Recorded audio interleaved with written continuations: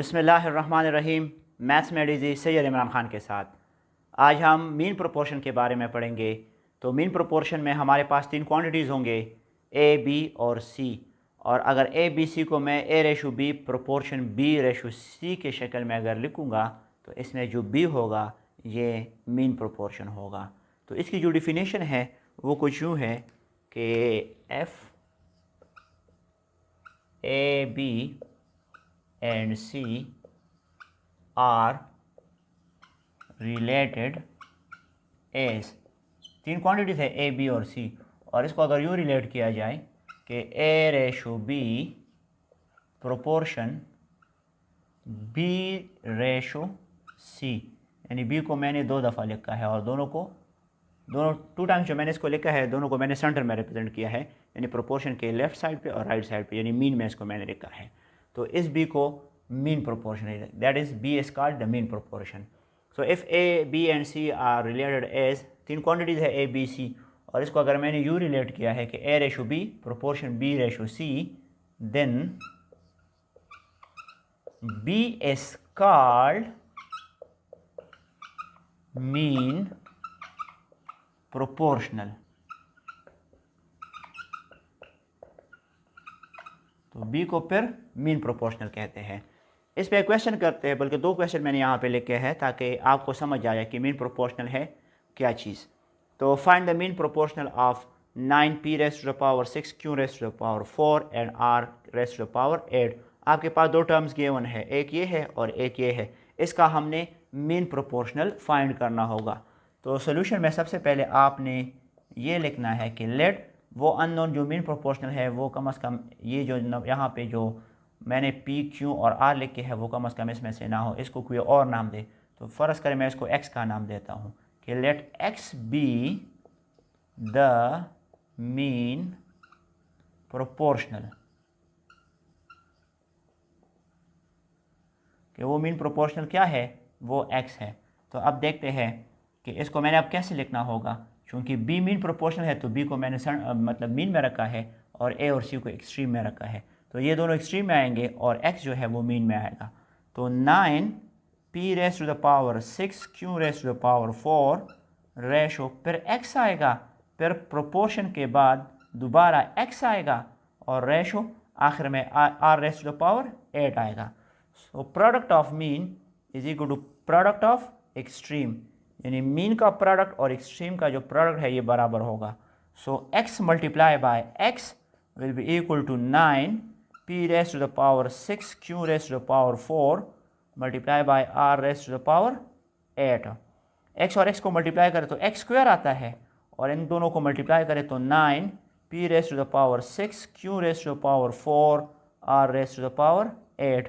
चूँकि मैंने x को फाइंड करना है, क्योंकि x यहाँ पे मीन प्रोपोर्शन है, so I will have to divide both sides, sorry I will have to take square root of both sides, taking square root of both sides, दोनों साइड्स का square root ले। यहाँ पे x square है, यहाँ पे 9p raise to the power 6 q raise to the power 4 r raise to the power 8 है, तो इसका भी स्क्वायर रूट ले और इसका भी स्क्वायर रूट।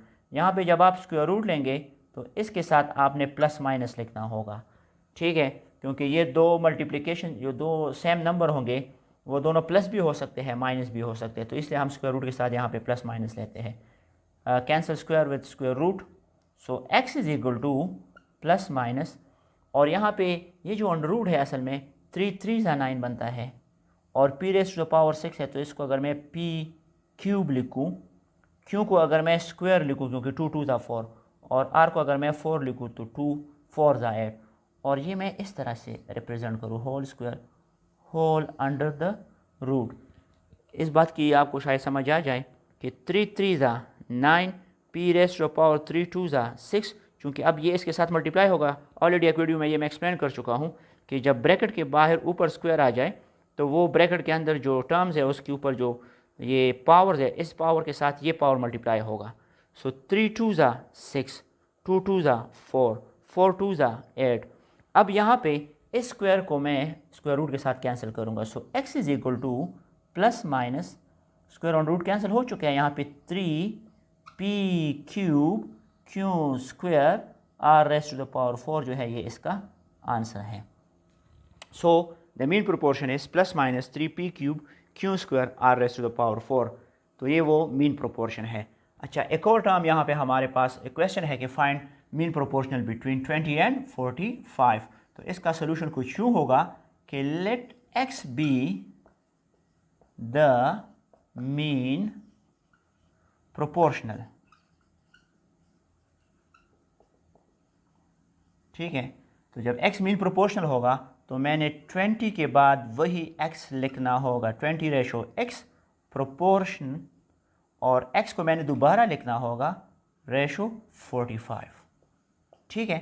अच्छा, product of mean is equal to product of extreme, so x multiply by x is equal to 20 multiply by 45। x is x square and 20 multiplied by 45, this is actually 900। क्यों? एक zero आएगा और 45 2 ज़ा 90। ठीक है, so x square is equal to 90। Take me square root of both side, so x square is equal to 900। इन दोनों का स्क्वायर रूट ले तो प्लस माइनस इसके साथ आएगा, स्क्वायर एंड रूट के साथ कैंसिल, यहाँ पे x प्लस माइनस एंड 900 जो है प्लस माइनस, और ये 30 आएगा यहाँ पे, क्योंकि आप 30 को 30 से मल्टीप्लाई करें, 30 ज़ा, यहाँ पे मैं आपको समझाता हूँ कि 30 मल्टीप्लाई बाई 30, 30 ज़ीरो ज़ा 0 और 33 ज़ा 90, सो 900। सो 30 मल्टीप्लाई बाई 30 पे फिर इसमें से एक 30 को हम कॉमन लेंगे, इसको रूट ख़त्म हो जाए, so plus minus 30 is the required answer. ठीक है, तो यहाँ पे प्लस 30 या माइनस 30 आप दोनों लिख सकते हैं। क्यों लिख सकते हैं?